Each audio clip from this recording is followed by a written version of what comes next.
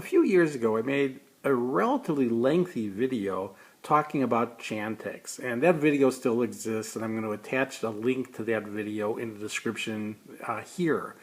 I want to do a very short video, though, on my personal views on Chantix. And again, if you want detailed explanation of why these views are there, go watch the other video.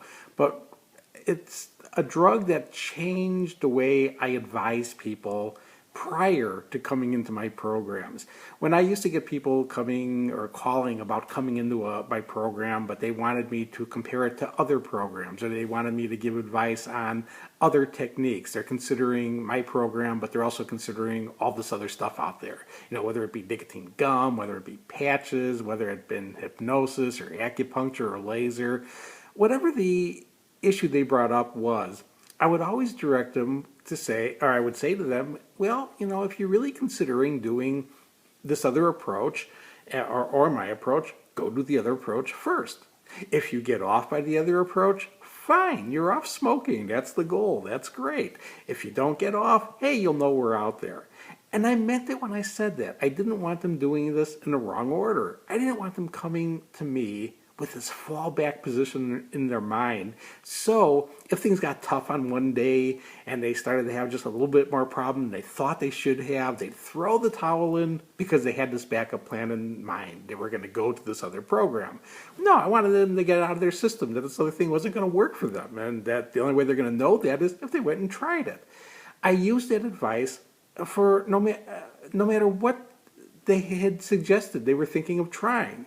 But once Chantix came around, I had to reconsider that, and I can never say, oh, you think about Chantix or me? Oh, go try Chantix first. I couldn't do it.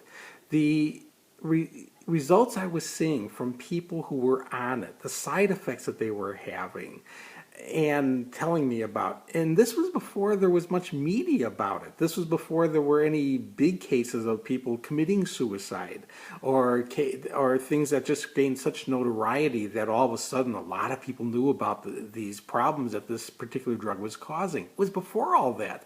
It was some of the earliest people who in my area were using it, who I encountered, and they were talking about this anger, and they were talking about, again, depression. They were talking about things that were just at a very different level from what I heard people who were normally just quitting smoking, even using all these other stuff. Well, as soon as this started happening, I realized I just couldn't say to them, oh, if you're considering this, go try this first, because at that point I feel like I'm advising them that they should try this product. It's a drug which is so much more complicated in what it does and the reactions that it causes, that I just want the short video saying that if you're considering doing this, do your research, see what the implications of this specific medication are.